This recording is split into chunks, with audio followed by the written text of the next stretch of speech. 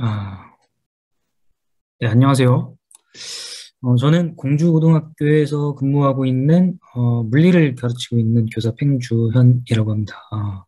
원래 계획이면 여러분들과 함께 삼성고등학교에서 대면 연수를 통해서 유익한 시간을 함께 할 예정이었는데 이게 이제 피치 못할 사정으로 인해서 부득이하게 이렇게 영상 콘텐츠로 대신할 수밖에 없는 점을 좀 양해 부탁드립니다. 일단 연수 주제는 파이썬 프로그래밍 언어를 이용해서 자연과학이나 공학 또는 수학에서 필요할 것으로 예상되는 수치 해석 기초에 대한 내용을 좀 소개하고자 합니다. 물론 파이썬 프로그래밍 언어에 대한 기본적 문법이나 이런 것들을 좀 알고 계시는 분들이나 이런 부분들에 대해서 익숙하신 분들도 있겠지만 그렇지 않은 분들도 계실 거라고 예상이 돼요. 어쨌든 간에 저희 파이썬 프로그래밍 언어가 저런 쪽으로도 활용할 수 있겠구나라는 점 정도로 그냥 잘 재밌게 봐주시면 좋겠다라는 생각으로 준비를 했습니다. 일단 다소간 조금 어려운 내용이 있을 수도 있을 것 같아요. 왜냐하면 여기에 물리 선생님들만 있는 것이 아니라 이 컨텐츠를 보시는 분들이 다른 과목 선생님들도 있을 것이라고 예상이 되거든요. 이제 준비한 모델 자체가 이제 수치 모델을 만드는 게 이제 제가 아는 분야가 그래도 물리학 분야이다 보니까 사용한 예시가 물리학적인 내용이 다소 들어갈 수밖에 없는 상황이 됐어요. 어떻게 하다 보니까. 어쨌든 뭐 제가 이렇게 저렇게 소개를 하면서 저렇게 구현이 되는구나 정도로 봐주시면 좋을 것 같아요. 아, 이 개발 환경은 다른 게 아니라 이제 여러 가지 개발 환경이 있는데 이게 이제 별도의 설치가 필요 없는 구글에서 제공하고 있는 이제 콜앱이라고 하는 클라우드 개발 환경에서 실습을 진행을 해볼 거예요. 같이 보시면서 여러분들 컴퓨터 환경이 되시면 제가 하는 거 보고서 같이 따라 해보시면서 실습을 해보시면 좋을 것 같다라고 하는 생각이 듭니다. 일단은 이 내용부터 잠깐 보면요. 이렇게 이제 저희가 해볼 게 수치 해석에 대한 간단한 모델을 만들어 보고요. 그 다음에 이걸 만든 다음에 분석해 보는 과정과 비주얼라이제이션 하는 과정과 마지막에 최적화 모델관. 주로 많이 제가 하다 보니까 잘 사용하게 되는 것들을 주로 내용을 구성을 해봤거든요. 여러분들은 여러분들 과목에 맞게끔 각자 잘 변형하고 편집하셔서 사용해 보시면 좋을 것 같다는 생각이 듭니다. 일단 수치 해석이라고 하는 것은 이건 학부 때도 여러분들 좀 다뤄보셨을 선생님들도 계실 거라고 예상이 듭니다. 이제 학부 때는 대부분의 수치 해석이라고 하면 공학이나 자연과학에서는 매틀랩이라고 하는 프로그램 주로 사용하는 것으로 알고 있어요. 근데 매틀랩은 연간 사용 비용이 드는 걸로 알고 있거든요. 그 프로그램 자체가 굉장히 무겁고, 물론 파이썬보다는 훨씬 더 고급적인 툴들을 많이 제공하기는 하지만, 이제 중고등학교에서 학생들을 대상으로 사용하는 데 있어서는 그렇게 비용까지 지불해가면서 좋은 툴을 사용할 필요가 있나라고 하는 생각도 좀 들긴 합니다. 근데 대부분의 매틀랩에서 기초적인 것들을 할 수 있는 내용들은 파이썬에서 충분히 다 구현이 가능하기 때문에 여기서 여러분들이 사용해보셔도 괜찮을 것 같아요. 그리고 여기서 나와 있는 이제 매트플라 라이브러리라고 하는 이 라이브러리, 시각화 라이브러리가 매틀랩 문법을 거의 따라가거든요. 그래서 매틀랩을 사용해보신 분들만큼은 이제 크게 이질감이 없을 거라고 하는 생각이 듭니다. 네. 어쨌든 수치 해석은요, 내용부터 잠깐 살펴보면 자연과학이나 공학에서 다루는 해석적 문제인 수치적인 근사값을 컴퓨터를 이용해서 해결하는 분야고요. 뭐 주로 선형대수 이론이라든지 방정식이라든지 미분 방정식 등의 수치를 구하고 분석하는 과정이라고 보시면 될 것 같아요. 그리고 이제 특히나 이런 미분 방정식 푸는 것 같은 경우는 수기로 풀기가 굉장히 한정돼 있잖아요. 이제 모델도 간단한 것들에 대해서만 풀 수가 있고, 그런데 이제 컴퓨터로 풀기에는 굉장히 복잡한 문제들도 이렇게 간단하게 명령어를 통해 가지고 구현이 가능하다라는 점을 보고 계시면 될 것 같아요. 특히나 이제 실험하기 전에 이제 과학 선생님들 같은 경우 실험하기 전에 미리 이렇게 이제 실제로 실험 환경에서 이러한 조건, 이러한 파라미터가 주어졌을 때 그 파라미터에 따라서 종속 변환이 어떻게 달라질까를 미리 모델링 해보는 그런 것들을 해보고 실제 실험을 통해서 그걸 갖다 검증해보는 과정으로 사용해보시면 좋을 것 같아요. 대학에서 주로 많이 하던 프로세스였는데 이게 이제 중고등학교에서도 파이썬 인기가 있다 보니까 충분히 아이들 대상으로도 해보기 괜찮더라고요. 저도 해보니까. 예.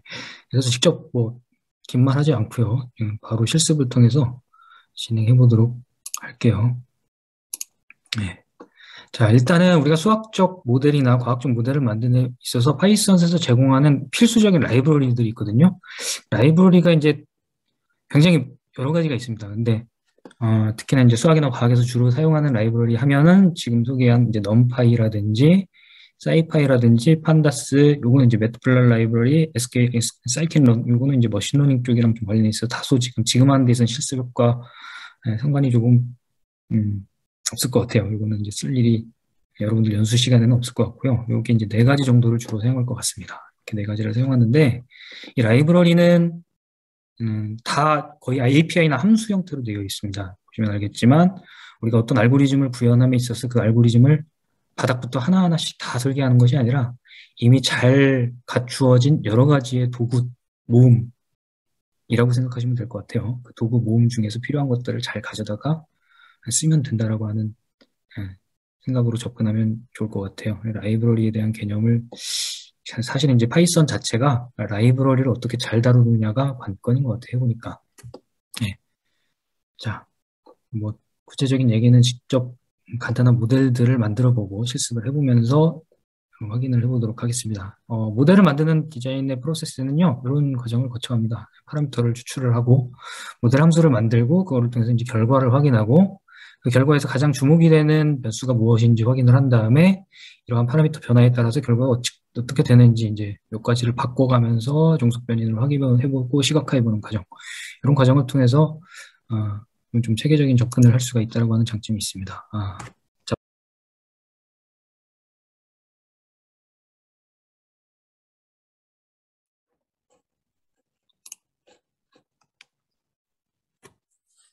자, 이 모델을 만들기 위해서는요, 먼저 이 모델을 만드는 데 있어서 필요한 라이브러리를 불러올 거예요. 불러오는 명령어는 import 명령어를 이용해서 위에 있는 내가 필요한 라이브러리를 불러오면 됩니다. 이게 numpy랑 scipy 주로 많이 사용하고, 근데 시각화 라이브러리, 매트플랫 라이브러리 사용할 거거든요. 일단 numpy 불러오겠습니다. numpy 불러오는데 이렇게 불러옵니다. numpy 안에 있는 여러 가지 메서드나 클래스를 사용할 텐데 이걸 사용하기 위해서는 우리가 사용할 때 numpy 뭐 이런 식으로 이제 어떤 함수명을 적어야 되거든요. 근데 맨 앞에다가 계속 넘파이를 치면 번거로우니까 그냥 아예 약자로 MP로 써버리자. 이런 뜻이에요. AS가 알리아스, 별칭, 약칭의 약자거든요. 이렇게 쓰겠다는 의미입니다. 그 다음에 뭐 이렇게 불러오는 몇 가지 특정한 어떤 클래스나 메소드를 불러올 때는 from을 통해서 불러올 수도 있거든요. from numpy input 뭐 sign 불러오겠다. 그럼 numpy 안에 있는 sign만 가져다 쓰겠다는 여기 넘파이에 있는 수학적 여러 가지 연산 기호들이나 함수들이 있거든요. 그런 거 사용할 때 이렇게 쓰겠다는 거예요. 랜덤, 또 뭐 랜덤 맥스 뭐 이렇게 사용할 수도 있다는 거 미리 말씀드렸고요. 자, 그 다음에 이제 필요한 게 매트플랫 라이브러리도 주로 쓸 거니까 이렇게 import 매트플랫 립그 안에 있는 특정한 어떤 클래스 이렇게도 접근할 수 있습니다. 그 as pyplot이라고 하는 메서드를 사용할 텐데 plt라고 하는 약자로 쓰겠다. 이런 뜻입니다. 이 파이썬은 대부분 이렇게 메서드나 라이브러리 사용하는 방법을 공부하는 프로그래밍 언어라고 생각하시면 됩니다. 굉장히 하이 레벨 언어이기 때문에 사실은 뭐가 어떤 유용한 기능이 있는 함수가 있는지를 먼저 살펴보는 게 굉장히 중요할 것 같습니다. 이미 잘 모르시더라도 유튜브 같은 데나 아니면은 이러한 넘파이만 전문적으로 다루는 공식 포럼이나 도큐멘트 사이트가 있거든요. 그런 곳에 가보시면은 참조할 수 있는 API들이 굉장히 많이 있어요.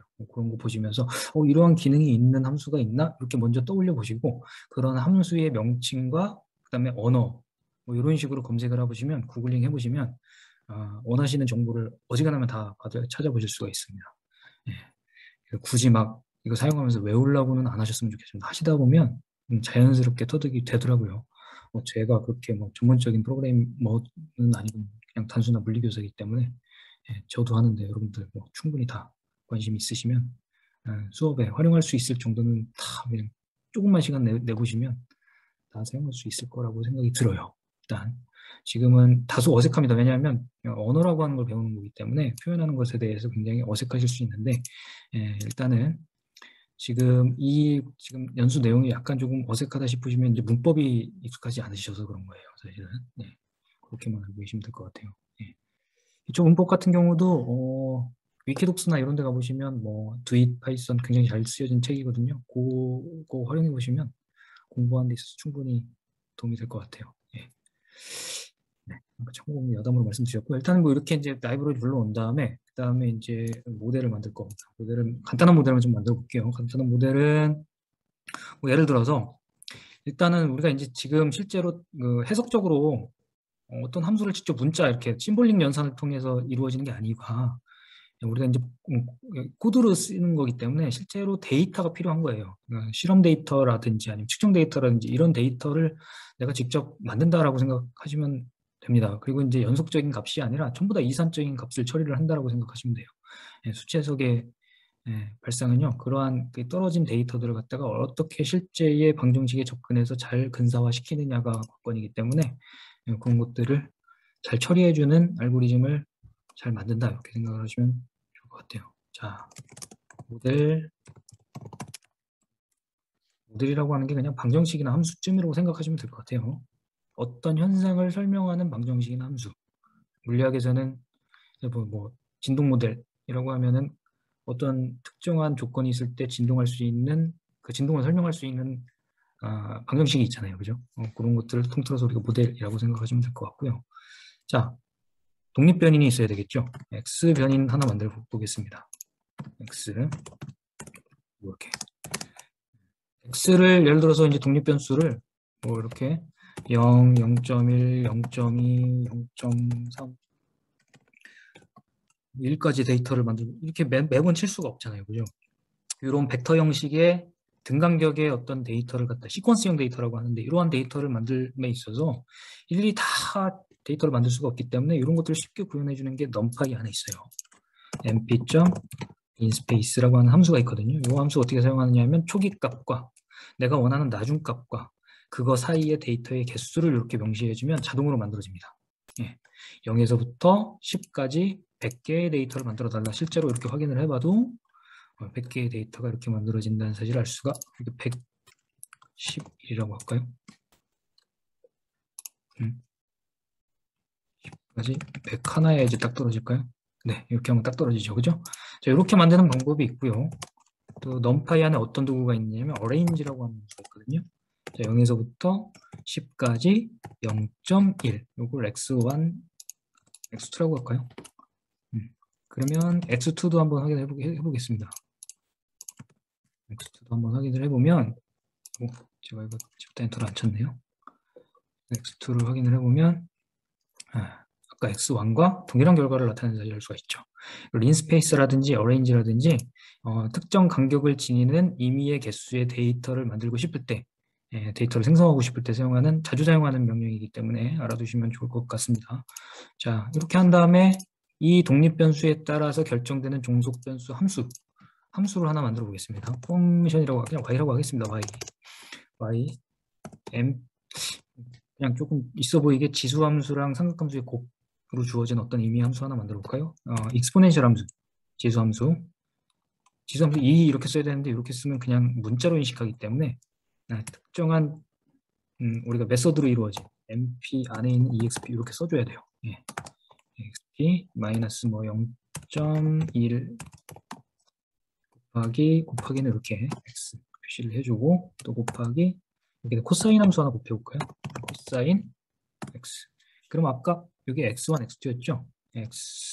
이거 그냥 x라고 하겠습니다. 이거 지우고 Shift 엔터 쳐서 다시 한 다음에 이렇게 x라고 하겠습니다. 그러면 x에 따른 y가 이렇게 결정됐잖아요. 그럼 이렇게 만들어지고 나면 x에 따라서 y가 어떻게 달라지는지 막 알고 싶잖아요. 그죠? 그래도 보통 우리가 이제 이 데이터가 있으면 데이터를 그래프에다 표현을 하죠. 그죠? 그래프를 표현하기 위해서는 이게 일종의 이제 시각화잖아요. 그죠? 시각화 라이브러리가 아까 뭐였냐면 매트플롯 라이브러리였습니다. 매트플롯 라이브러리 사용하는 방법, 두 가지 방법이 있어요. 하나는 매틀랩 스타일이 있고요. 하나는 객체지향 스타일이 있는데, 파이썬 자체적으로는 객체지향 스타일을 선호하는데, 매틀랩에 익숙하신 분들은 이렇게 이제 매틀랩 스타일로 사용하는 방법이 매틀랩이 똑같아요. 거의 똑같다고 보시면 됩니다. plt. figure. 매틀랩에서도 figure 명령 항상 먼저 쓰죠. 그죠? 사용해 보신 분들은 아실 거예요. 안 해보신 분들은 그냥 저렇게 표현하는구나, 이렇게 감상하면서 진행하시면 될 것 같은데요. 네. plt. 그림 그려라. 플롯. 이렇게 써주시면 됩니다. 그림 그려라. 점을 찍어달라. 스캐터. 막대 그래프를 그려라. 바. 뭐 이런 명령어들이 여러 가지가 있는데 이 시각화 라이브러리 사용하는 방법에 대해서는 밑에 이렇게 마지막에 세 번째 비주얼라이제이션 매트플랫 라이브러리 이 파트가 있죠. 여기에서 조금 구체적으로 옵션 사용하는 방법이나 자주 사용하는 명령어에 대해서 여기에 가서 소개를 하도록 할게요. 일단은 그냥 저렇게 표현되는구나 보고 넘어갑시다. x하고 y 독립변수에 따른 종속변수 이렇게만 표현하고 그 다음에 마지막으로 보여줘 show 명령을 이렇게 치게 되면 이렇게만 치더라도 플롯이 빠졌네요. 이렇게만 치더라도 그림이 이렇게 그려진다는 사실을 알 수가 있습니다. 쉽게.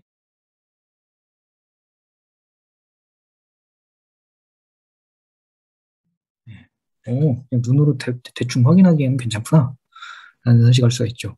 자, 모델을 통해서 어떤 그래프를 만들어 봤으면 그 그래프를 통해서 보통 우리가 그 다음 하는 작업이 이런저런 분석들을 막 하잖아요. 뭐 최소값을 찾는다든지 뭐 교점 좌표를 구한다든지 아니면 이거에 뭐 미분 연산을 한다든지 뭐 이런 작업들을 조금 주로 많이 하는 것들에 대해서 조금 몇 가지만 소개를 하고 넘어가겠습니다. 자, 분석을 좀 해볼게요. 어떤 분석을 해볼 거냐면 특정 위치 부분의 극소값을 찾는다. 자, 여기 부분이라든지 여기 이제 극소값이 존재하는 것을 눈으로 보면 알 수 있죠. 그죠? 여기에 실제 극소값이 얼마인지 그 위치가 어디인지를 지금 확인하고 싶을 때 어떻게 하느냐? 극소값의 x 위치가 어딘지를 확인하고 싶을 때는 뭐 여러 가지 방법들이 있지만 우리 프로그래밍엔 정답이 없어요. 그냥 편한 거 그런 게 있을 것 같은 함수가 있으면 잘 찾아서 쓰시면 되는 거거든요. 저는 이런 걸 소개했을 겁니다. from scipy에 있는 optimize라고 하는 모듈이 있거든요. 옵티마이즈 중에서 임포트 fmin, 옵티마이즈 클래스 안에 있는 fmin이라고 하는 함수를 쓸 거예요. 자, 어떻게 하느냐 하면요. 일단 요 함수가 필요하겠죠. 근데 함수가 정의된 함수가 하나 있어야 됩니다. 이렇게 그냥 결과로 나온 게 아니라 정의된 함수가 있어야기 때문에 함수 정의할 때는 명령어로 def 명령을 써야 돼요. definition, 정의한다. 함수 명칭은 여러분들 마음대로 그냥 함수 명칭을 쓰시면 될 것 같고요. 라고 할게요, 그냥. 괄호 안에는 이 함수의 파라미터, 이 함수의 결과에 영향을 주는 모든 값들을 여기다 명시를 하죠. x 하나로만 이루어져 있기 때문에 x라고 하겠습니다. 그리고 이 결과에 대한 함수식이 뭐였죠? 요거였죠, 그죠? 그냥 그대로 여기다 쓰겠습니다. 자, 이렇게 함수를 정의하는 거예요. 일단 알고 있는 함수가 있으면 함수를 정의를 하고, 그 다음에 이 함수의 fmin이라고 하는 함수를 정의한 다음에 앞에다가 함수의 명칭을 쓰고요. 그 다음에 내가 원하는 위치, 극소값이 존재할 것으로 예상되는 대략의 위치를 찾아주면 되거든요.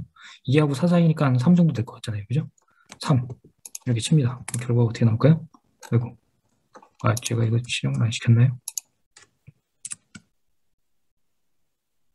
이거 리턴으로 안 받았네요.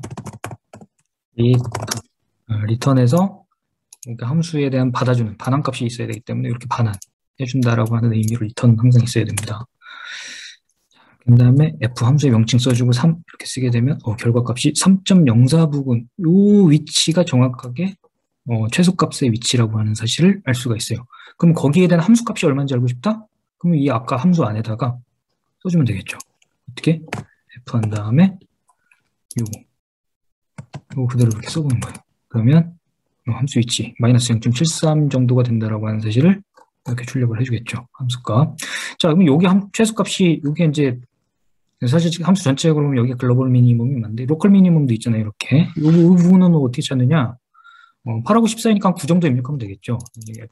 F에다가 코드 다시 보면 그 위치가 9.32 정도가 이제 정확한 위치구나라고 하는 사실을 알 수가 있습니다. 펑션 밸류 값이 이게 지정하지 않더라도 바로 여기 뜨네요. 이렇게 굳이 이거 없어도 그때 함수값을 우리가 눈으로 이렇게 확인할 수가 있습니다. current function value 값이 이렇게 나오죠, 그죠? 이렇게 fmin이라고 하는 메서드 사용하는 방법에 대해서 알려드렸고요. 자, 이제 그 다음에 우리가 이제 뭐 할 거냐면 그래프에서 교점 찾기 주로 많이 하죠, 그죠? 교점 찾는 거. 교점 어떻게 찾느냐? from scipy.optimize라고 하는 클래스 안에서 import fsolve라고 하는 메서드가 있거든요. 요거를 사용해 보면 교점도 찾을 수가 있어요. 어떻게 찾느냐? 그림을 하나 그려보겠습니다. 어떤 그래프? 아까 똑같은 그림. 이 그래프에서 0.25를 수평선을 이렇게 근 다음에 그 수평선과 만나는 교점 좌표가 얼마인지를 알고 싶다. 뭐 이런 거 많이 하잖아요, 아이들. 그런 거 알고 싶을 때 어떻게 하느냐? 일단 그림을 잠깐 그려볼게요. plt.figure 점 플롯하고 나서 x에 따른 뭐였죠? 그냥 함수 명칭 그냥 이렇게 쓸까요? 점 그다음에 수평선은요. 여기 매플 라이브에서 어떤 메소드가 있냐면 AXH라인이라고 하는 메소드가 있습니다. 0.25쯤이라고 할까요? 이렇게 0.25 0.25면 요 위치가 되겠죠? 요 위치에다가 수평선을 긋고 그 색깔도 지정할 수 있어요. 컬러는 레드라고 할게요. plt.q 색깔 보겠습니다. 이렇게 보면 그림이 이렇게 그려진다는 사실. 이 위치가 실제로 어떤 위치인지 알고 싶은 거예요. 세 개의 위치를 알고 싶다는 겁니다. 저희가 어떻게 사용하느냐? 다음과 같이 사용할 수 있습니다. 함수가 필요해요. 그러니까 즉 이 메서드를 사용하는 데 있어서 함수가 필요하다는 겁니다. 어떤 함수가 필요하냐면 자 보통 우리가 교점 좌표 구할 때 수학에서 어떻게 하죠? 요 함수에서 요 함수를 뺀 것을 사용하죠. 그죠? 그렇게 0이라고 놓고 방정식을 풀잖아요. 그런 방법을 사용하는 이퀘이션이라고 할까요? x에 대해서 이루어진 이퀘이션인데 아까 이 fx가 이미 지금 정의를 해놨으니까 요 fx 빼기 0.25 그냥 이렇게 명시를 하면 됩니다. 이렇게 하고 나서 어떻게 쓸 거냐면 프린트 명령은 나중에 쓸게요. fsolve 이 메서드를 사용해가지고 이 교점 좌표를 찾는 거니까 여기에다 어떻게 해주냐면 지금 얘기한 만든 이퀘이션을 먼저 넣고 그 다음에 내가 알고 싶은 교점의 위치가 대략적인 위치만 찾아주면 됩니다. 그냥 2가 가까우니까 그냥 2 입력해도 되겠죠. 이렇게 하면 결과가 정확하게는 1.28이라고 하는 위치에 교점이 존재하는구나 이런 사실을 알 수가 있어요. 물론 또 프린트 명령을 위해서 되게 다 출력을 해보겠습니다. 좀 사용해볼까요?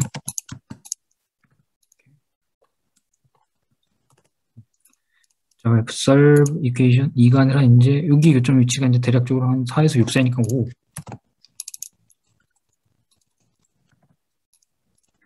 하나는 이 정도 위치니까 뭐 7 정도.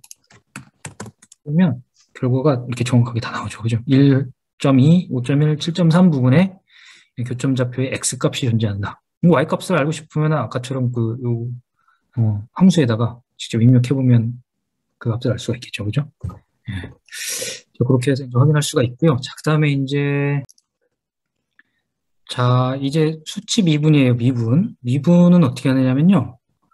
몇 가지 방법이 있을 수가 있습니다. 뭐 많은 방법이 있겠지만 수학에서 하는 기울기 구하는 미분 도함수를 정의해서 그 함수에다가 직접 함수를 집어넣어 가지고서 연습을 좀 로우 레벨 단계고 저는 그 방법보다는 우리가 이제 프로그래밍 할 때 이미 잘 구현되어 있는 함수나 메소드는 굳이 다시 만들려고 하지 않는 게 보통 이제 권장 사항이에요. 비효율적이기 때문에. 그래서 저도 마찬가지로 여기에 이제 여러분들도 마찬가지로 이미 잘 만들어진 미분을 잘 해주는 함수가 있는데 그걸 다시 만들어 쓸 필요는 없잖아요. 그래서 이제 numpy 안에 있는 요거 GIFF라고 하는 함수를 이용하면 차분이 구해지거든요. 차분이라고 하는 것은 x로 이루어진 그 독립변수 안에서 뒤에 값에서 앞에 값으로 뺀 그거에 따른 결과값도 당연히 빼지겠죠. 그죠? 그 결과값의 차이들로만 생성이 된 데이터라고 생각하시면 될 것 같아요. 그래서 여기에다가 이제 fx를 집어넣고서 fx가 아까 그 지수함수랑 삼각함수의 곱으로 이루어진 처음에 만들었던 함수잖아요. 이거 가지고 계속 실습을 하고 있는 거예요. 굳이 다른 거 가지고 하지 않고. 자, 여기에다가 이제 결과를 df라고 보면요. 결과가 만들어집니다. 이 결과는 함수값, 즉 fx 안에 있는 데이터들 상에서 뒤에 값에서 앞에 값들을 빼가지고 만들어진 차분 데이터들의 매트릭스라고 보시면 돼요. 네. 그럼 실제 진짜 미분은 이 차분을 갖다가 x의 변화량 dx가 있어야 되잖아요. 그죠? 얘를 갖다 dx로 나눠주기만 하면 실제 이제 미분이 되겠죠. 예를 들어서 dx가 0.1이라고 친다면 뭐 실제로 diff 펑션은 df를 뭐 0.1로 나눈 값이 되겠다. 이렇게 되면은 실제 미분이 바로 이렇게 수행이 됩니다. 예. 자, 그러면 실제로 결과를 잠깐 보면요. 그래서 x에 따른 diff 펑션 이렇게만 봐도 그냥 그림은 그려지거든요. 이거 안 그려지네. x에 따른 안 그려집니다. 왜 그러냐면 이 녀석의 개수랑 이 녀석의 개수가 달라요. 왜냐하면 차분을 통해서 결과가 나왔기 때문에 얘가 개수가 하나가 모자라거든요. 그래서 이것만 잠깐 그냥 봐도 이렇게 그려지죠. 그죠? 예. 아까 이제 독립변수, 종속변수 짝으로 구성해서 그래프를 이렇게 이제 스캐터링 하려면 두 개의 개수가 맞아야 되는데, 그냥 종속변수만 보고 싶다? 그러면 그냥 바로 그냥 종속변수만 이렇게 플롯 안에다가 넣어주면 그림이 이렇게 그려져요. 이 개수가 하나 줄어들어서 그랬거든요, 이게. 예. 여기 미분이 된 사실을 알 수가 있습니다. 아까 이제 이게 원시 함수였고, 이 미분의 결과가 나타난 게 이제 이렇게 그림으로 그려진다는 사실을 우리가 쉽게 알 수가 있습니다. 네, 이렇게 해서 이제 확인을 했고요. 자, 뭐 이렇게 하는 방법도 있고, 또 이제 여기서 어떤 메소드도 지원을 해주냐면, df2라고 할까요? mp.gradient라고 하는 함수가 있어요. 여러분들이 알고 계시는 그라디언트의 의미가 맞는데, 얘도 1차원상에서는 그냥 미분이라고 봐도 되기 때문에, fx, 다만 이거 사용하는 방법은 여기에다가 x의 변화값, dx 값을 여기다 명시를 할 수가 있다는 특징을 가지고 있습니다. 자, 이렇게 한 다음에 결과를 보더라도, 다만 얘는 이제 차이가 있다면 실제 연산의 결과가 알고리즘이 약간 위에 거 DIFF랑 좀 달라요. 왜냐면 DIFF는 예를 들어서 데이터가 A, B, C, D 이런 식으로 주어져 있으면 B 빼기 A, C 빼기 B, D 빼기 C가 데이터 결과로 나오는데, 얘는 그렇게 되지 않고 처음 값은 그대로 쓰고 그 다음에 두 번째 값은 요거랑 요거를 뺀 다음에 그 중간값, 요 중간값을 안 쓴다는 겁니다. 그래서 이제 약간 차이가 있기는 하거든요. 약간 차이가 있기는 한데 모양 자체는 큰 차이가 없어서 우리는 실제로 이제 수치 해석이 정확한 값보다는 근사직을 보는 거기 때문에 그냥 써도 크게 문제가 없을 것 같아요. 자, 이렇게 해서 결과를 보더라도 이거 PLT죠. 자, 그림이 그대로 똑같이 그려졌습니다. 그렇죠? 위에 거랑 밑에 거랑 큰 차이가 없어요. 위에 거도 잘 그림이 DIFF 펑션이었죠. 그죠? 자, 이거는 이렇게 그려졌고 밑에 건 이렇게 그려졌죠. 그림이 똑같습니다. 예. 어쨌든 함수 사용하는 방법이 약간 다를 뿐 DIFF 메서드가 됐던 그라디언트 메서드가 됐던 둘 다 차분을 구해주는 넘파이에서 제공해주는 메서드쯤이라고 생각하시면 될 것 같아요. 자, 이제 수치적분입니다. 파이썬 프로그램의 수치적분은 이거 ODE, 즉 미분 방정식을 풀어주는 메서드 사용하는 방법에 대한 얘기라고 보시면 될 것 같아요. 사이파이에서 제공해주는 ODEint라고 하는 메서드를 사용할 거거든요. 자, 단계는 다음과 같습니다. 첫 번째 파라미터 정의하고, 그다음에 이제 적분받을 비적분 함수를 정의를 하는데, 주의해야 될 사실은 이 메서드가 제대로 동작할 수 있도록 그 규칙에 맞게끔 정의를 해줘야 된다는 거 잠시 뒤에 말씀드리겠습니다. 자, 그다음에 이제 미분 방정식을 풀 때 보통 많이 이제 중요하게 생각하는 게 특수해를 구하기 위해서는 초기 조건이나 경계 조건을 만들어줘야 되죠. 마찬가지로 프로그래밍에서도 이거 만들어줘야 되고요. 자, 그다음 메소드 적용해서 특수해를 구해내고 잘 구해졌는지 시각화를 통해서 확인해보는 단계를 거칠 거예요. 자, 간단한 모델을 하면서 이제 이해를 해야 되니까 자유낙하 운동 가지고 하겠습니다.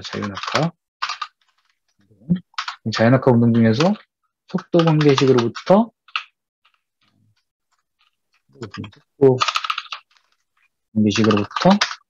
위치를 구해내는 과정을 조금 모델을 만들어 보고 확인을 해보도록 할게요. 가장 먼저 이제 불러와야 되겠죠. 라이브러리를. 사이파이에 있는 세그레이트라고 하는 클래스를 가져옵니다. 그래서 ODEint 메서드를 쓸 겁니다. 처음부터 정의합니다. 중력가속도가 필요하겠죠. 아랫방향을 마이너스라고 해서 마이너스 9.8 고고요. 자, 그 다음에 초기 속도는 10 정도 주겠습니다. 시간은 mp.lin 0에서부터 5초까지만 100개 데이터 생성하겠습니다. 자, 여기까지만 생성을 하고요. 자, 그 다음에 우리가 이제 위에 있는 비적분 함수 정의해줘야 되는데, 주의해야 될 것은 비적분 함수를 정의를 할 때 이 이론은 그냥 프리폴이라고 할게요. 그리고 나서 이거 시간에 따라서 위치좌표 이렇게 정의해주면 안 돼요. 이렇게 독립변수가 먼저 오면 안 되고 반드시 종속변수가 먼저 와야 됩니다. 이렇게. 그 다음에 독립변수가 이렇게 와야 되는데, 얘가 이제 미분항을 포함하고 또 그 다음에 이제 순수한 그 y값 y에 대한 한 번 미분한항, 뭐 이런 거 여러 개가 있을 수가 있잖아요. 두 번 미분한항이 있을 수 있고. 자, 그 개수에 따라서 정의를 다시 해줘요. 예를 들어서 이 y와 관련된 뭐 속도랑 가속도에 대한 항이 있다. 위치에 대한 항이 있다. 그러면은 이렇게 두 개를 반드시 이렇게 써줘야 되거든요. 자, 근데 지금 같은 경우는 하나밖에 없으니까, 위치좌표 하나밖에 없으니까 위치를 구하는 거기 때문에 그냥 그대로 써주시면 될 것 같아요. 자, y에 대한 첫 번째 미분한항, 한 번 미분한항이 바로 속도니까, 보통 이제 그 속도에 대한 관계식은 등가속도 운동 방정식에서 나오죠. v0 플러스 u 곱하기 t로 주어지잖아요. 이게 한 번 미분한 항이죠. 이게 y와 어떤 관계가 있죠? 한 번 미분한 항이니까 dy dt. 근데 오른쪽에 있는 값은 실제 연산이 이루어지는 식이고, 왼쪽에 있는 요 문자는 오른쪽의 연산 결과를 이 문자에 담는 변수의 명칭이에요. 그러니까 이 dy dt라고 사실 표기하지 않아도 상관이 없습니다. 뭐 아무거나도 상관이 없는데, 우리가 이해를 돕기 위해서 오른쪽에 있는 항이 y에 대해서 한 번 미분한 항이다라고 하는 의미에서 이렇게 표현해요. 수학적인 그 dy dt의 의미가 아니에요. 그냥 오른쪽에 있는 값을 dy dt라고 하는 변수에다가 담는다라고 생각을 하셔야 됩니다. 이 값으로 dy dt. 즉 받은 것은요, 실제로 이 피적분 함수가 정의된 것은 어떤 것이 정의된 거라고 우리 마지막에 반환값으로 주어지는 dy dt가 바로 요거죠, 그죠? 즉 그냥 뭐밖에 안 되는 거예요, 이거는 그냥 속도에 대한 관계식이구나. 얘를 시간에서 적분하면 위치라고 하는 거 다 알잖아요, 그렇죠? 그래서 이렇게 간단한 예제를 통해서 이해를 돕게 하기 위해서 모델을 만든 거고요. 자, 그래서 요거 다음에 이제 메서드를 적용해서 이 적분의 결과가 어떻게 되는지, 이거 적분하는 거잖아요, 결국은. 자, 어떻게 되는지 확인해 봐야 되는데, 초기 조건이 필요하다 그랬죠, 그쵸? 자, y0라고 하겠습니다, 초기 조건. y0 몇 미터에서 떨어뜨렸다고 할까요? 20미터 라고 하겠습니다. 자, 그 다음에 이제 메서드가 이제 OD 인트 메서드 요거 사용하는 건데, 어떻게 쓰면 되느냐? 잘 모르면 이제 물음표 이렇게 쳐보면 오른쪽에 이제 시그니처 한 다음에 OD 인트가 펑션이 오고 초기 값이 오고 시간이 오죠. 아기먼트 요건 다 없어도 상관없습니다. 여기까지만 해도 정상적으로 다 동작을 합니다. 자, 그러면 여기에서 명시한 대로 메서드 안에다가 피적분 함수에 대한 함수 명칭 프리폴이었죠, 그죠? 그대로 오고, 그 다음에 초기 조건이 y0였고, 시간 이렇게. 이 녀석이 결과가 어떻게 주어지느냐 하면 결과로 나온단 말이죠, 그죠? 소리라고 하겠습니다. 그럼 실제 소리 구해지느냐? 뭔가 구해진단 말이죠. 이렇게 숫자가 쭉 나오죠, 그쵸? 쭉 나옵니다. 그럼 이게 진짜로 위에 있는 얘를 갖다 적분한 결과가 있는지를 확인해 볼 필요가 있죠? 확인해 보도록 하겠습니다. 자, 확인. 웹플랫 입에서 PRT 메소드 하나만 쓸게요. 플러스. 시간에 따라서 원래 함수가 피적분 함수가 이 녀석이었죠. 이 녀석은 예상했던 대로 그냥 일정한 비율로 점점 아래 방향으로 증가하는 속도에 대한 그래프가 그냥 예상대로 나왔고요. 자, 그 다음에 적분 결과인 PRT 플러스 시간에 따라서 뭐였죠? 적분 결과가 이 녀석이었습니다. 수월. 볼까요? 예상했던 바와 같은지 이렇게 시간에 따른 2차 함수로 주어지는 것을 확인할 수가 있어요. 적분의 결과죠. 그렇죠? 자, 이렇게까지 해서 자유낙하 운동에 대한 오디인트 메서드 사용하는 것에 대해서 알아봤고요. 자, 그 다음에는 세컨 오더에 대한 거.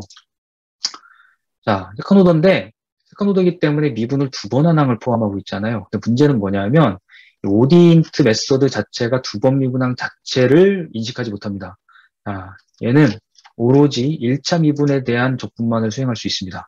자, 그래서 이 녀석을 어떻게 바꿔줘야 되냐면 두 번 미분한 항을 포함하고 있는 것은 반드시 일개 미분의 형태로 바꿔줘야 돼요. 즉 이렇게 연립해서 구성해줘야 된다는 겁니다. 자, 이제 물리학을 공부하신 분들은 이제 x에 대한 두 번 미분한 항은 속도에 대해서 한 번 미분한 항이랑 같기 때문에 속도에 대해서 한 번 미분했다라고 하는 항을 만들어주고, 자, 그다음에 이 속도에 대한 미분항을 이게 가속도이기 때문에 얘가 이제 이렇게 이항시켜서 이렇게 항을 만들어주면 1차 선형 시스템으로 이제 보인다는 거죠, 이렇게. 자, 그래서 이 녀석과 이 녀석 두 개를 적분해서 x하고 v를 구해낼 수 있도록 바꿔주는 거예요. 이거는 이제 메서드가 동작을 그렇게 수행할 수밖에 없기 때문에 이렇게 바꾸는 것 뿐이고, 사실 이제 매트랩에서도 이렇게 이제 바꿔서 반드시 풀어주거든요. 그러니까 이제 사이파이의 오디엔트 메서드를 만든 것도 매트랩에서 구현한 것을 그대로 따왔기 때문에 우리는 그 방법을 그대로 사용하도록 하겠습니다. 아, 자, 필요한 게 이제 M이랑 K니까, 질량과, 요거가 이제 단순 조화 진동이죠. 고등학교 때 많이 나오는 단조화 진동이니까, 그 모델로 지금 하고 있는 거라고 생각하시면 될 것 같아요. 자, 이거에 대한 질량과, 스프링 컨스탄트 1과 10이라고 하겠습니다. 질량은 1kg, 그 다음에 이제 용출 상수는 10N/m. 파라미터 정의죠.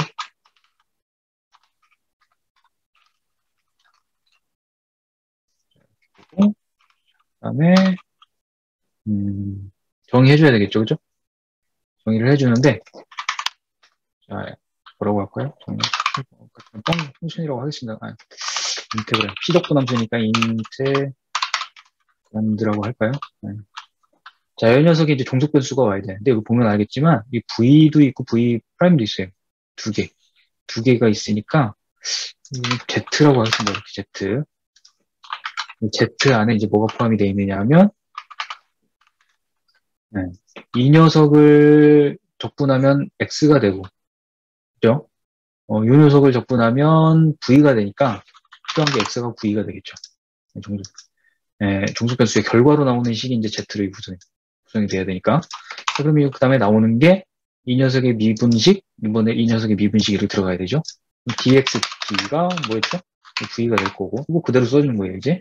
dvdt가 마이너스 k 곱하기 x 오버 n. 이러면 끝난 거예요, 그냥. 리턴으로 뭘 받아주면 돼요? dxdt, dvdt 이렇게 받아주면 되죠. 그러면 이제 방정식 구성이 다 끝난 거고요. 초기 조건, Z0입니다. 이 녀석의 초기 조건을 써준 겁니다. 이 녀석이 뭐냐면 X하고 V죠. 이 녀석의 초기 조건은 초기 위치랑 초기 속도에 대한 얘기니까, 예컨대 초기 위치를 0.5m라고 하고, 초기 속도는 정지 상태에서 출발을 했다라고 가정을 하는 겁니다. 자, 이 다음에 이제 ODINT 메소드를 써주는 겁니다. 그대로. 자, 여기서 함수의 명칭이 인테그란드죠. 이 녀석, 접근 함수고, 그 다음에 이제 뭐가 필요하냐면 Z0가 필요하고, 시간. 끝나는 거예요. 네. 해가 구해진 겁니다. 어떻게 구해졌느냐? 자, 이거 그냥 쏠 간단하게 쳐볼까요? 그러면 이게 짝이 돼서 나오죠. 앞에 게 바로 뭐냐면 X에 대한 해고요. 자, 두 번째 있는 요 줄에 해당되는 것이 바로 이제 V에 대한 해입니다. 그러면 우리가 필요한 게 X 따로 V 따로 분리하고 싶을 때 어떻게 하냐면 그 전체 중에서 리스트 인덱싱 방법을 통해서 모든 행에 대해서 첫 번째 컬럼, 그게 바로 X죠, 그죠? 이렇게 써주는 거예요. 자, 그 다음에 썰 중에서 모든 행에 대해서 두 번째 컬럼, 이 녀석이죠, 그죠? 이렇게 써준 다음에 이게 각각 의미하는 게 X랑 V니까 이렇게 써주면 될 것 같아요. 근데 X, V가 위에 거랑 헷갈리면 안 되니까 그냥 이렇게 헷갈릴 수 있으니까 이렇게 쓰겠습니다. 왜냐면 위에 있는 X, V는 아직 정해지지 않은 녀석이고 얘는 해의 결과로 나온 실제 특수 해이기 때문에 이렇게 지금 나눠서 구성을 했습니다. 자, 이렇게 구성을 하고 해가 구해졌으니까 이제 확인을 해보면 되겠죠? 어떻게 확인하면 될까요? PLT.log 시간에 따라서 위치에 대한 것. 자, 정상적으로 진동을 합니다. 그죠? 자, PLT.log 시간에 따라서 V죠. 그죠? 속도도 마찬가지로 나옵니다. 결과적으로 X 미분하면 속도가 나오는데 그래프가 그렇게 적절하게 다 나온 것 같아요.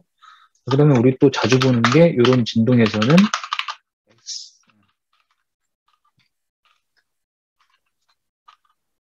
위치에 따라서 속도도 보죠. 위상 모드라 그래서 진동의 형태가 어떻게 달라지는지를 쉽게 확인할 수 있는 것은 사실 위에 것보다는 이러한 모양을 통해서 타원이 그려지게 되면은 그냥 단조화 진동이라고 합니다. 만약에 이게 지금 우리가 이제 고등학교에서는 사실 뭐 미분 방식 이런 거 다루지는 않지만 우리가 보면 여러분들은 다 전공하신 분들은 수학과학을 그래도 이제 공부하신 분들은 이 정도는 이제 쉽게 이해할 수 있을 거라고 생각이 들어요. 선생님들이시기 때문에 이렇게 이제 지금 나왔는데 이제 만약에 이제 요거에서 항이 조금 복잡해지는 수가 있죠. 우리 학부 때는 뭐 감쇄조화 진동이라든지 강제조화 진동이라는 항이 추가되잖아요. 외부 진동자에 대한 어떤 시기항이 들어가고 이 안에 이제 감쇄항이 하나 더 들어간다거나. 근데 사실 그걸 진짜 펜으로 들라고 피면 지금 풀라고 하면 다 까먹은 거 잘 못하겠습니다, 저도.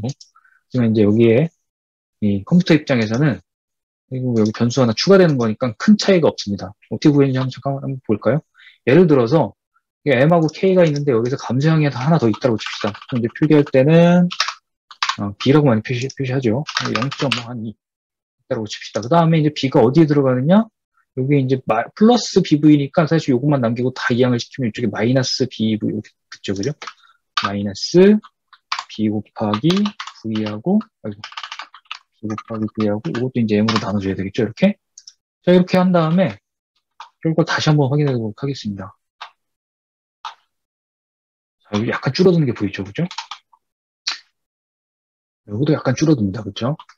그리고 여기 어떻게 되는지 볼까요? 위에 거라고 잘 이제 안 되면, 이해가 안 되면 보통은 감소할 때 이 녀석은 네, 이렇게 나선을 그리면서 들어가는 것을 확인할 수가 있어요. 그렇죠?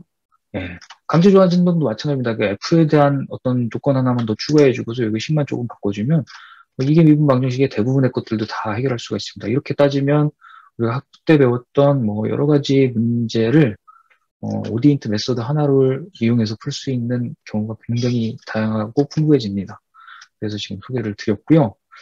자, 일단은 이제 미분 방정식에 대한 적분, 뭐 다만 미분 방정식이 아니더라도 피적분 함수, 미분을 받는 합만 정의할 수 있으면 우리가 이제 고등학교 때 미분 방정식이라고 하는 용어를 굳이 아이들한테 쓰지 않더라도 적분을 통해서 해결할 수 있다라고 하는 거. 지금 하는 얘기들은 수치 적분에 대한 얘기입니다. 물론 심볼릭 어프로치, 즉 우리가 이제 말 그대로 진짜 뭐 인테그랄이라고 하는 뭐 기호를 써서 적분하는 어떤 연산 이런 것들도 파이썬에서 지원해주는 라이브러리가 있습니다. 심파이라고 나중에 시간 되시는 분 꼭 한번 챙겨보시면 좋을 것 같아요. 거기서도 굉장히 조금 유용한 툴들이 굉장히 많이 있거든요.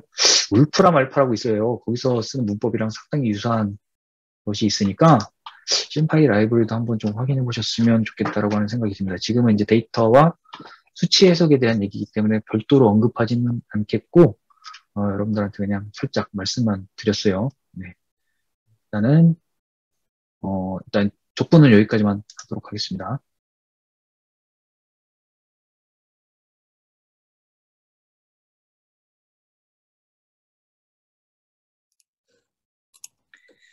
자, 이번에는 이제 비주얼라이제이션, 시각화 툴, 매트플랫 라이브러리 사용하는 주요한 메소드들에 대해서 여러분들한테 소개를 해드리겠습니다.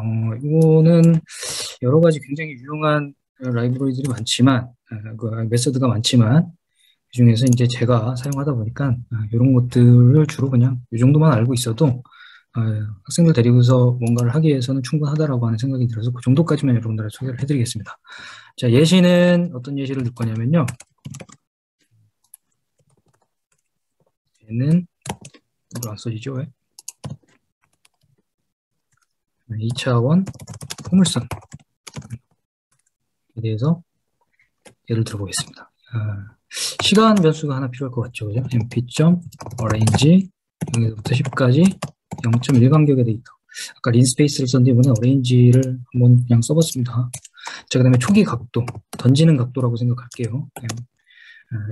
0.3분의 1 정도니까 뭐 0.3 곱하기 mp.파이라고 하겠습니다. 10분의 3파이가 되겠죠, 그죠? 자, 그 다음에 초기 속도는 10을 주겠습니다. 자, 그 다음에 이제 x에 대한 거는 이미 우리가 이제 아까처럼 미분 방정식을 풀 수도 있겠지만 이미 알고 있어요. x에 대해서 y에 대한 것은 이미 이제 아시는 분들은 다 아실 겁니다. v0 곱하기 mp. 코사인 세타에다가 7을 곱해주면 x에 대한 식이 될 거고, x는 등속 직선 운동이고요. y는 이제 등가속도 연직 상방 운동이 되겠죠. v0 곱하기 mp. sin 세타 곱하기 t에다가 빼기 2분의 1, 0.5 곱하기 g 곱하기 t 곱하기 제곱은 에스터리크 두 개를 표시를 해주시면 됩니다. 제곱. 꺽쇠 아니에요. 이거 아닙니다. 자, 이렇게 두 개를 표시를 해주시면 됩니다. 자, 이렇게 해서 모델을 만들었고요. 자, 이 모델을 가지고서 이제 그림을 직접 그려보는데, 이제 그림을 그리면서 직접 몇 가지 옵션들에 대해서 여러분들 소개를 해드릴게요. plt.figure. 옵션 중에서 굉장히 많은 옵션들이 있어요. 좀 제대로 알고 싶으면 무슨 거 찾으면 됩니다. 굉장히 많이 있죠, 그죠? 파라미터에 대한 설명도 쭉 나와 있으니까 이거 잘 모르시면 이거 참고해 보시면 되는데 뭐 무지무지하게 많은 옵션들이 있습니다. 옵션 안에 있는 거 제가 다 여러분들한테 소개할 필요는 없을 것 같고요. 사이즈 옵션 자주 사용하거든요. 피그 사이즈. 게다가 가로 세로의 비율을 지정을 해주면 사이즈를 명시할 수 있습니다. 그 다음에 이제 페이스 컬러, 바깥쪽에 컬러 지정이 가능하거든요. 보통 이제 많이 사용하는 게 RGB, MYC 뭐 이런 거 많이 사용하거든요. RGB는 빨간색, 초록색 뭐 이런 것들, RGB, 빨간색, 초록색, 파란색, 그 다음에 이제 M, 마젠타, Y, 옐로우, 몇 가지 자주 사용하는 색깔들에 대해서 이렇게 이제 약어로, 텍스트로, 스트링 문자열로 이렇게 정의를 해줘요. 예. 이렇게 C, 뭐 M, C라고 해볼까요? 그 다음에 뭐 이렇게만 지정을 해도, 훨씬 더 그림이 이뻐집니다. 플롯 한 다음에 X하고 Y에 따른 그래프가 그려지고, 아까 기본 골격이 PLT.이거였잖아요. 그죠? 자, 그럼 그래프가 이렇게 그려지는데, 이거 색깔도 이렇게, C가 이제 사이언 색깔이거든요. 여기 색깔이 이제 페이스 컬러가 만들어졌죠. 이제 몇 가지 옵션들을 추가해 보는 겁니다. 여기. 우리가 이제 뭐가 있었으면 좋겠느냐 하면, 나는 파란색이 아니라 빨간색으로 지금 선을 긋고 싶어. 그럴 때는 옵션으로 뭐 해주면 되느냐 하면, 색깔, 컬러 이렇게 명시한 다음에 레드 이렇게 해도 되거든요. 이렇게 레드로 바뀌었죠. 그죠? 자, 그 다음에 이제 마커, 중간중간에 실제 데이터가 어떻게 표기가 되는지 마커를 지정하고 싶을 때는, 마커. 한 다음에 옵션을 갖다가 뭐 예를 들어서 다이아몬드면 D, 이렇게 하면 이제 옵션이 이제 대충 그려져요. 근데 이렇게 하면은 일일이 하나 다 명시를 해줘야 되기 때문에 그것보다는 훨씬 더 간단하게 쓸 수 있는 방법도 여기서 지원을 해줘요. 내부 알고리즘이 그렇게 만들어져 있겠죠. 여기 다운표 안에다가 내가 쓰고 싶은 색깔의 약자, 뭐 레드는 레드. 자, 그 다음에 내가 이제 중간중간 사이에 이렇게 마커 표시하고 싶다. 마커의 모양을 이렇게 써주는 거예요. 점이면 작은 더트로 표시가 되고, 그 다음에 그 점과 점 사이를 선으로 잇고 싶다. 그럼 이렇게 라인을 이렇게 대시 표시를 해주면 됩니다. 그래도 그림이 이렇게 사이에 그림이 그려진다는 사실을 알 수가 있고요. 마커 모양 지정할 때는 뭐 점, 동그라미, 오로 표시하면 동그라미 표시가 되고요. 그 다음에 꺽쇠 표시하면 위쪽 삼각형의 표시가 되고요. 이런 옵션들은 찾아보시면 굉장히 많이 있으니까 좀 참고해보세요. 이것이 십자가도 이렇게 표시가 되는 사실을 확인할 수가 있습니다. 자, 이렇게 할 수가 있고, 자, 그 다음에 요것의 이름이 뭔지, 이 그래프가 무엇을 뜻하는지 우리 법례를 넣고 싶잖아요. 법례는 라벨이라고 하는 옵션에다가 스트링, 문자열로 이렇게 다운표 안에다가 명시를 해주면 됩니다. 여기에 X에 따른 Y, 그래프를 의미하는 거기 때문에 이렇게 명시를 했습니다. 근데 이 법례가 표기가 됐는데 법례를 보고 싶잖아요. 그러면 plt.legend 옵션을 메서드를 써줘야지 이게 이제 여기 앞에 표시가 됩니다. 이렇게 하나하나씩 추가를 해보는 겁니다. 표기가 되죠, 그죠? 여기 표기가 되고요. 실제로 그 옵션 내가 여기가 아니라 이제 이쪽에다 갖다 붙이고 싶다 막 이럴 때 있잖아요, 그죠? 그러면 여기 이제 몇 가지 옵션들이 아마 있을 거예요. 그다음에 찾아보시면 파라미터에서 어퍼 레프트, 어퍼 라이트 이거 써볼까요? 로케이션 위치에다가 어퍼 문자 열로 써야 되니까 이렇게 되면 이제 오른쪽에 표시가 되는 사실을 알 수 있습니다. 이렇게 이제 도움말 항목을 쓰면 그 안에 있는 세부 항목들을 어떻게 사용하는지에 대해서는 금방 이해를 하실 수가 있을 것 같아요. 자, 그 다음에 이제 X축이랑 Y축에 대해서 단위도 표기하고 싶고 X축의 명칭도 표기하고 싶잖아요. 그죠? 그럴 때는 plt.xlabel 그 다음에 여기 X 하고 뭐 미터 그 다음에 이제 폰트 사이즈 주로 많이 쓰니까 자, Y도 마찬가지입니다. Y 라벨이죠. 라벨은 이렇게 X하고 Y에 따른 크기도 지금 달라졌고 정상적으로 여기 지금 나와 있는 옵션들이 다 표시가 된 사실을 알 수가 있습니다. 그렇죠? 자, 그 다음에 의상에 그리드 라인도 있으면 좋을 것 같아요. 그죠? 그리드는 lt.grid 표시를 하면 이렇게 그리드 라인이 그려진 사실을 알 수가 있습니다. 이러면 자, 그 다음에 이 그림이 이제 하나가 아니라 이제 몇 개가 이렇게 이제 나열해서 종류에 따른 어떤 그래프를 갖다 이렇게 같이 나열하고 싶을 때는 어떻게 사용하느냐 하면 우리 객체 지향 방식으로 이번에 해보겠습니다. 뭐 예를 들어서 이렇게 쓰겠습니다. big ax 이렇게 많이 하거든요. subplots라고 하는 것에다가 내가 이렇게 세 개의 그래프를 그리고 싶을 때는 내가 이제 일행 3열의 어떤 그래프를 그리고 싶다. 이렇게 하나, 둘, 세 개 이렇게 가로에다가 세 개의 그래프를 그리고 싶을 때는 이렇게 1,3 이렇게 바로 명시하면 돼요. 그다음에 피그 사이즈도 적절하게 16, 12,4라고 할까요? 자, 이렇게 하고, 그 다음에 이제 우리가 이제 어떻게 하느냐면요. 첫 번째 그래프는 이렇게 인덱스를 명시를 합니다. 이렇게. 점 플롯 한 다음에 시간에 따라서 내가 x를 확인해 보고 싶어. 그다음에 ax 두 번째 그래프는 시간에 따라서 y를 확인해 보고 싶고, 세 번째 그래프는 x에 따른 y를 확인해 보고 싶고, pld.show. 자, 그러면 그래프가 이렇게 세 개가 나란히 출력되는 사실을 알 수가 있습니다. 그렇죠? 자, 이렇게 확인을 하시면 될 것 같아요. 자, 그런데 뭐 공통적으로 여기에 들어가는 옵션들 있잖아요. 그죠? 옵션들. 여기에도 똑같이 옵션들이 들고 그리드 라인 똑같이 그리고 싶고 막 이럴 때는 여기에도 입력하고 여기도 똑같이 이렇게 해야 되잖아요. 그죠? 예를 들어서 뭐 여기에다가 하고 나서 뭐 그리드. 그러면 그리드가 여기만 그려지고 여기서는 그려지지 않잖아요. 이럴 때는 어떻게 해주면 좋겠어요? 이제 반복문을 사용하는 겁니다. for I in range라고 하는 반복문 자주 사용하는 거니까요. 폼은 이렇게 하면 012에 대해서 I 인덱스가 시고 이터러블 객체가 만들어지죠. 네. 자, 그렇게 한 다음에 AX 한 다음에 바로 I 하면 I가 0, 1, 2 순차적으로 동작을 하면서 포문을 수행을 하게 됩니다. set x 뭐 라벨 그다음에 이제 여기에다가 뭐 시간.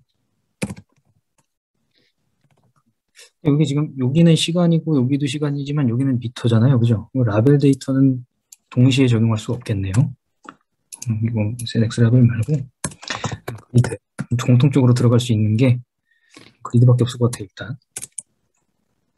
자, 그럼 그리드가 3개가 동시에 다 들어간 사실을 알 수가 있습니다. 라벨도 입력하고 싶다 그럼 라벨 데이터를 따로 만들면 되겠죠. 이렇게 라벨 그 다음에 인덱스로 이렇게 접근할 수 있도록. 그래서 여기는 지금 타임 아니죠. 첫 번째 거가 시간에 따른 x, 두 번째 거가 시간에 따른 y, 그 다음에 세 번째 거가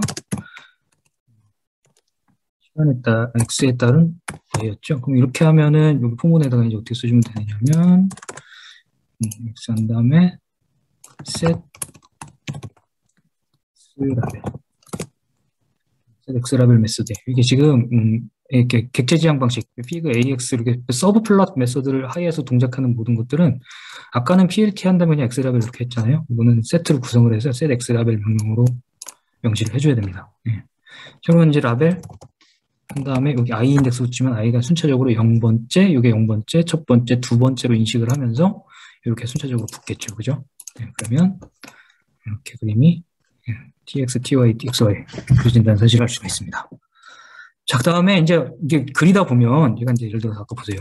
8, 뭐, 콤마 이렇게 하면은 그래프가 안 이쁠 때가 있어요. 이렇게 겹치잖아요. 그죠? 네, 그때는, 이렇게 간격도 조정해주는 옵션이 있는데, 그냥 한 번에 오토로. 제가 주로 많이 사용하는 옵션이거든요. 타이트 레이아웃 옵션을 사용하게 되면, 적당한 간격을 지가 알아서 이렇게 떨어뜨려줘요. 네. 그러니까 이 타이트 레이아웃 옵션도 알아두시면 좋을 것 같다라고 하는 생각이 듭니다. 네. 이번에는 뭐 이런 모델들 하잖아요. 예를 들어서 세타의 변화에 따라서 뭐 동작 뭐그 2차 포물선 운동이 어떻게 달라지는지, 뭐 이동 거리가 어떻게 달라지는지 뭐 이런 거 확인해 보고 싶을 때 있잖아요. 그죠? 이렇게 세타 S라고 할까요? 세타들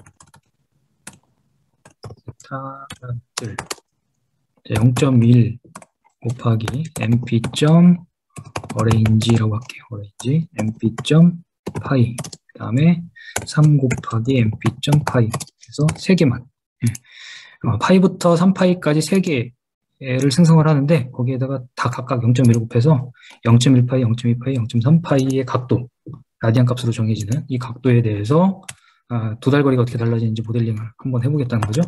시간 mp.arrange 0에서부터 10 0.1 간격으로 하겠습니다. 초비 속도가 10이라고 하고요. 자, 이제 우리가 지금까지 다루었던 이런 옵션들 사용하는 방법을 토대로 밑에다가 이거 이제 구성을 해보겠다는 겁니다.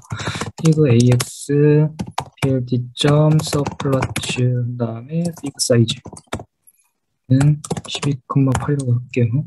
그 다음에 또 이렇게 쓰면 됩니다. 지금 우리가 변화시킬 값이 세타를 변화시킬 거잖아요. 네.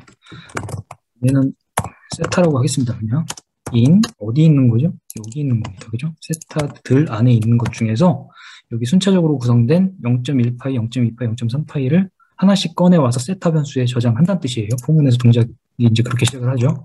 x에다가 그대로 아까 써주는 겁니다. 아까 어디 있었죠? 그대로 가져오겠습니다. 이거 그렇죠? 네. x하고 y 이렇게 써주고 이제 요걸 가지고 이 식을 가지고서 그림을 만드는 거예요. 이거 그려졌죠 벌써?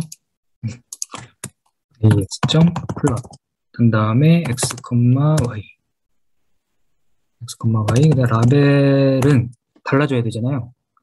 라벨이 각각 3개가 그려져야 되는데 3개로 구분해서 우리가 그려줘야 돼요. 그려줄 때는 보통 이렇게 fstring 방법을 사용하거든요. 문자열 포매팅이라고 하는데 어떤 문자열에서 특정 부분만 변수 취급해가지고 값을 할당해줄 때 fstring 방법을 사용하는데 몇 가지 방법이 있는데 요즘에 이제 파이썬이 업데이트되고 나서 이렇게 간략하게 사용하는 방법이 있어서 소개를 해드리는 거예요.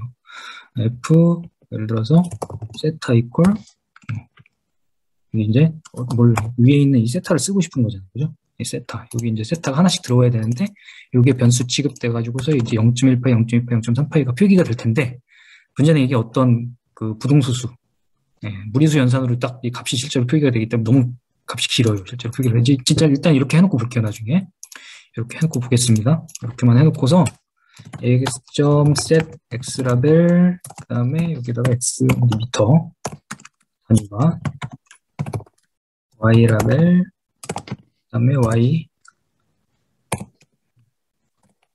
미터 ax.legend ax.grid 그럼 3개가 다 그려지겠죠. 포문 안에서 하나씩 가져와서 동작을 하기 때문에 마지막으로 blt.show 해주면 그래프가 한 번에 이렇게 쭉 그려집니다. 그렇죠? 자, 문제는 이게 너무 조잡하잖아요. 그렇죠? 조잡한 소수점 한 2째짜리까지만 표기하고 싶은데 그럴 때는 요거 세타 자체, 이 변수 자체를 라운드 함수로 묶어주면 돼요. 라운드가 반올림해주는 함수거든요. 여기에다가 난 2째짜리까지만 표기할래 이러면은 네, 이렇게 2째짜리까지만 표기돼가지고 그림이 그려지는 사실을 확인할 수가 있어요. 자, 이렇게까지 해서 이제 비주얼라이제이션에 대한 내용을 좀 간단하게 설명을 드렸고요. 자, 그 다음에는 이제 최적화 모델을 같이 한번 만들어 보도록 할게요.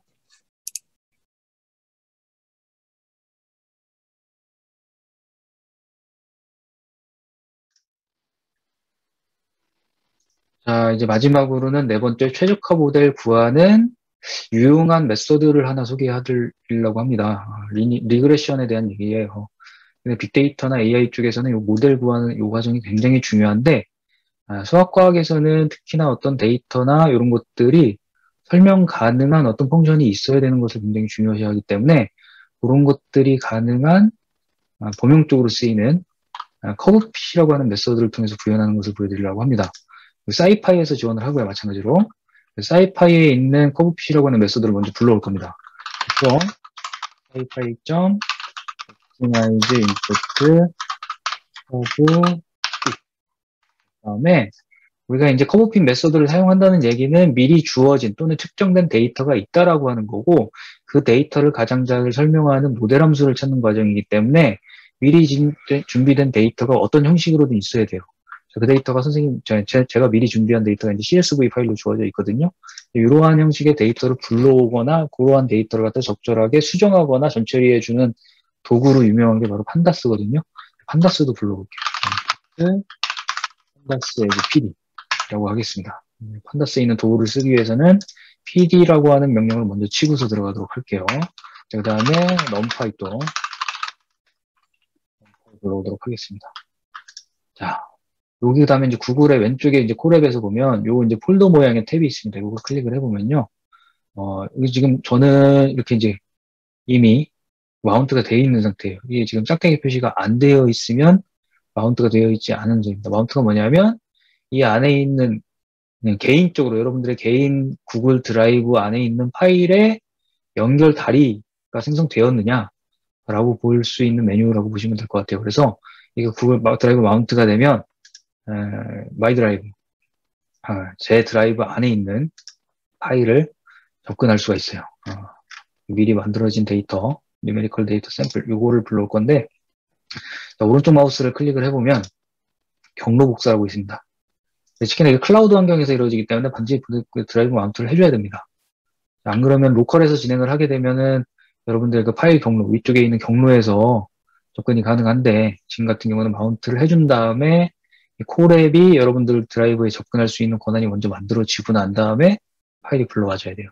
그래서 이제 파일을 불러오고 싶을 때는 이 마운트 기능을 반드시 해줘야 되는데, 과거에는 여기도 명령어를 쳤어야 되는데, 콜앱 업데이트 난 다음에는 이게 이제 연결만 하면 마운트 기능이 생성이 되도록 한 번 딱 하고 나면 그 다음부터는 이게 자동으로 연결이 됩니다.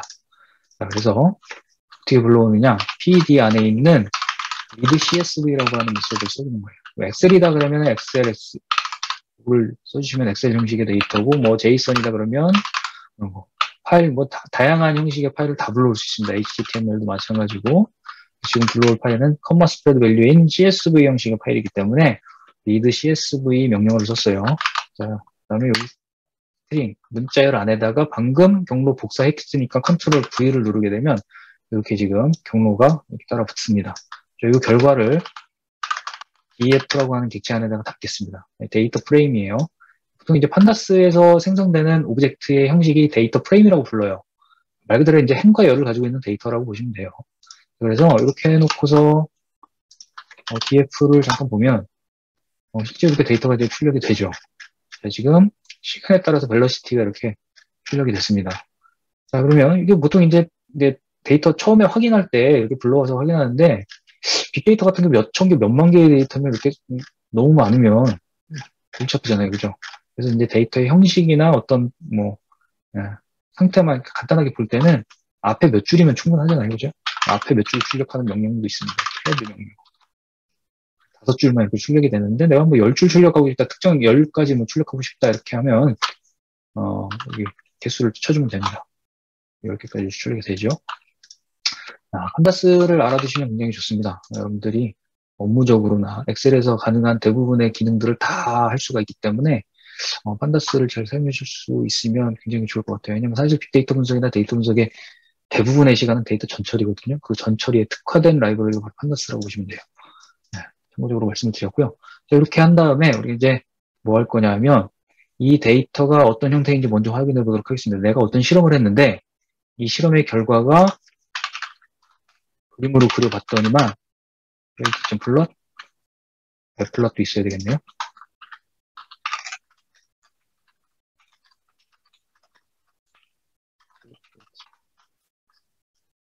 플롯. 이 녀석에 따른 이 녀석을 봐야 되잖아요. 보통 이제 판다스 안에 데이터 프레임 안에 있는 열에 대한 데이터에 접근할 때는 어떻게 접근하냐면요.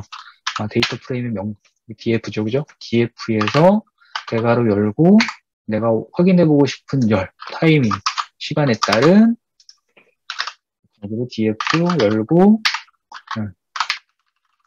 이렇게 하시면 확인이 가능하죠. 자, 그런데 이렇게 하기도 하지만 영문자로 되어 있는 경우에는 마치 하위 디렉토리인 하위 메서드 뭐 이렇게 접근하는 것처럼 타임, 부트로 접근이 가능해요.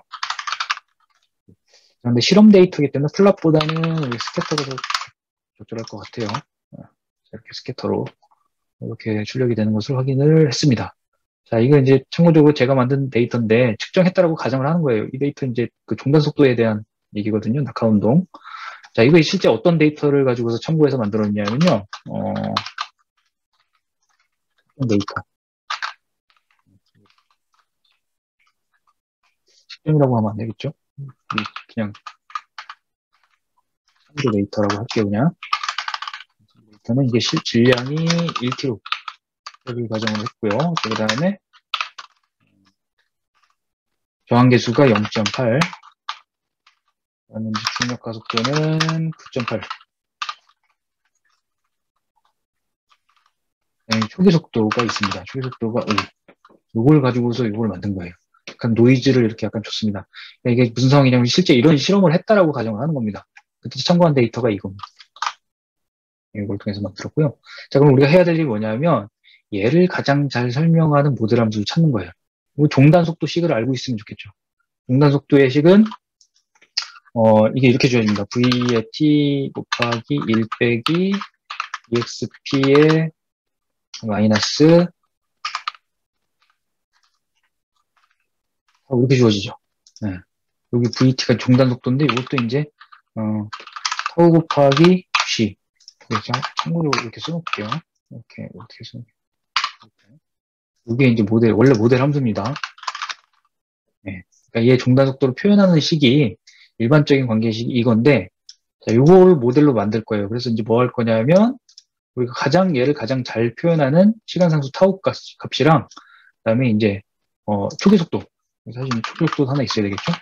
초기 속도 V0가 뭔지를 찾아가는 과정.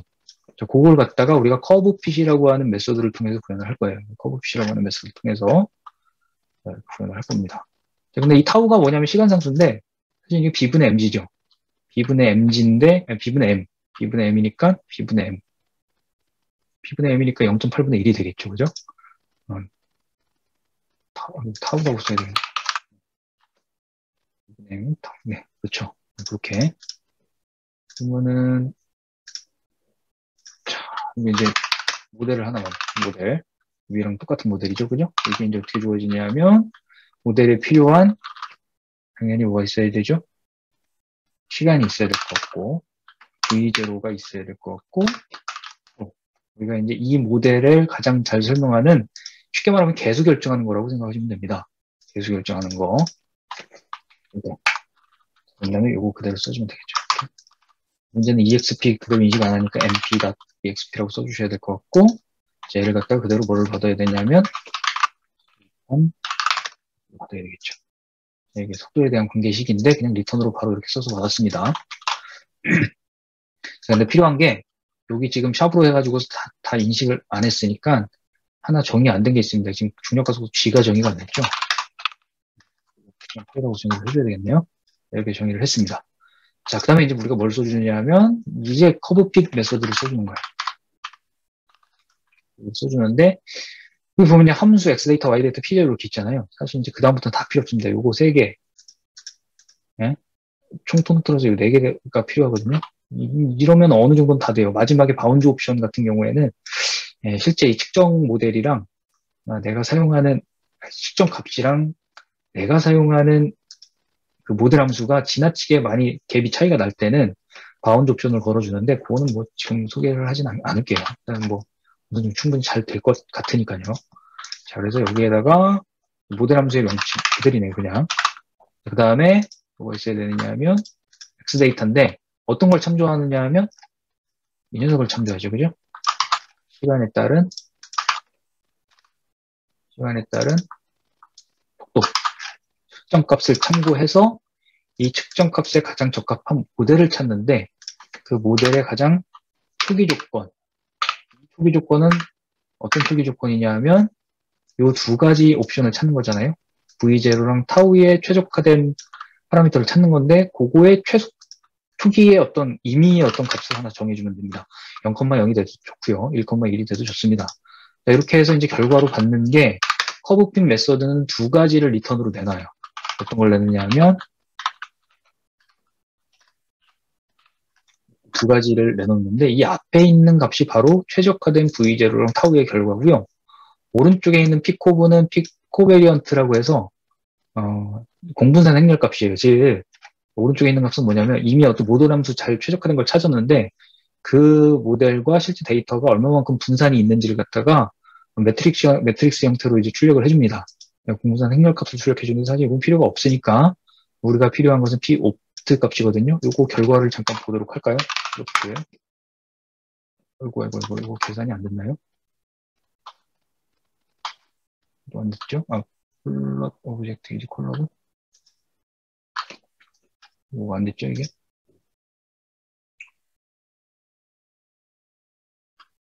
일단 아이고, 이거 곱하기 기호가 빠졌네요. 자, 이렇게 나왔습니다. 지금 0.768, 그다음에 1.25 이렇게 나오네요. 그죠? 이 바로 이제 여기 앞에 있는 값이 이제 초기의 속도를 의미하고, 오른쪽에 있는 값이 타우 값을 의미합니다. 타우 값이 바로 뭐였냐면 b분의 m이었으니까 0.8분의 1. 0.8분의 1을 한번 계산해 볼까요? 네, 1.25. 거의 정확하게 나오죠. 그죠? 거의 정확하게 나옵니다. 자, 그러면 이 결과가 이 모델에 잘 들어맞는지 한번 피팅을 한번 해볼 필요가 있죠. 네, 한번 해보겠습니다.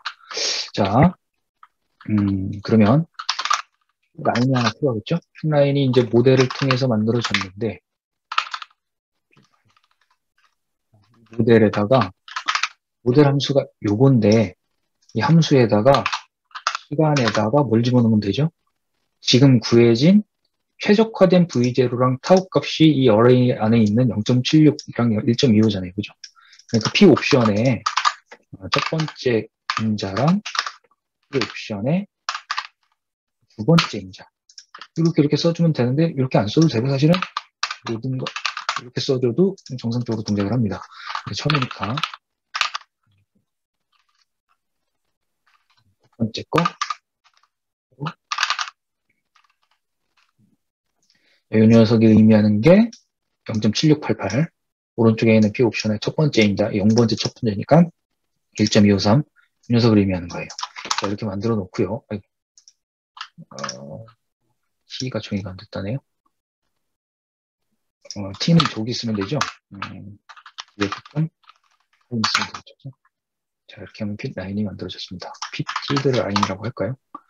잘 맞았네요. 자, 이렇게 쓰고 이번에 제대로 한번 그려보겠습니다. pH.점 플롯하고 시간에 따라 pH.점 타임, pH.점 벨로 t. 그 다음에 색깔은 빨간색 동그라미. pH.점 타임하고 이제 이 녀석이죠. 이 녀석. 파란색으로 할까요? 빨간색 3분의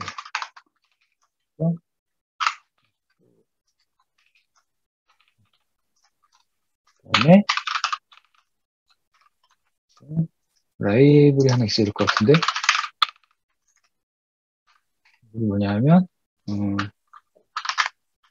값이라고 보는 거고요. 두 번째가 이건 이제 프레딕트 예측이죠. 예측 라인이죠. 모델이니까 이렇게 한 다음에 그러면 내가 정확하게 이렇게 그린다는 사실을 알 수가 있습니다. 그렇죠? 이렇게 이제 우리가 학생들 데리고서 할 때는 너 좌표 찍고서 모는 중에다가 그림 그려봐 그러면 우리가 아이들한테 무슨 요구를 하냐면 야 내사과 외사을 잘해야 돼 이렇게 얘기를 하는데 대충 그리잖아요. 그죠? 사실 비과학적이죠. 정확하게 지금 실제로 내사과 외사을 한 것은 이렇게 리그레션 사실 이제 리그레션 안이 내부 동작 알고리즘이 어떻게 동작하는지는 대부분은 보통 이제 민스퀘어 에러에서 실제 데이터랑 예측된 데이터의 제곱의 합의 오차 제곱의 합을 다 구해서 그게 최소가 되도록 동작하는 그 뭐 내부 알고리즘 그렇게 동작하도록 설계가 되어 있겠죠. 그죠? 대부분 그렇게 하니까 그런 식으로 해서 이거 보통 이제 구합니다. 네. 그렇게 해서 이제 우리가 커브핏 메서드를 통해서 이거 구하는 것을 갖다 여러분들한테 소개를 해드렸어요. 자, 뭐 중간중간에 너무 건너뛰는 얘기들도 많고 그다음에 이제 처음 파이썬을 다루시는 분들 같은 경우에는 굉장히 이제 불친절한 내용의 연수가 되지 않았나 싶습니다. 하지만 그래도 이제 필요한 것들을 여러분들한테 소개해 드렸다고 저는 생각을 합니다. 과학이나 수학적인 어떤 학생들과 대리고 할 수 있는 프로젝트를 수행함에 있어서 컴퓨터 프로그래밍을 조금 실제로 진짜 정말로 사용할 수 있는 그런 계기가 여러분들 됐으면 좋겠다라고 하는 생각을 하면서 부족하지만 그리고 서툴지만 그래도 여러분들한테 좀 제공해드리고 싶은 정보를 좀 드리고자 했는데 마음같이 잘 됐을런지는 잘 모르겠습니다. 어쨌든 여기까지 잘 들려주셔서 감사합니다. 다음에 기회가 되면 현장에서 얼굴 뵀으면 좋겠습니다. 일단